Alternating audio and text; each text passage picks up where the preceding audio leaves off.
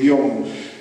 Na przykład ten utwór, czyli Dziadek, mówię do osób, które nie mówią po kaszubsku, czyli na przykład mój syn siedzi i tylko zrozumie tyle, ile ja mu wytłumaczę.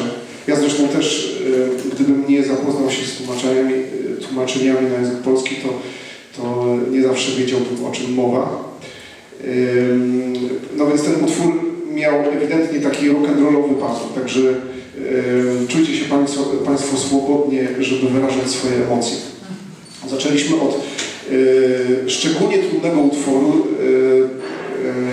ale trudność jego była głównie właśnie w warstwie tekstowej. Tomek określił ten tytułowy utwór Mieszkała myszka w Bożeszkowach. Ja przepraszam, będę mówił po polsku, bo nie chcę kaleczyć kaszubskiego języka. Określił jako etiuda dykcyjna. I rzeczywiście jest to trudny tekst do wymówienia, a dzieci wykonały go śpiewając. Teraz będzie właśnie seria utworów, które traktują o bardzo poważnych sprawach z perspektywy dziecka.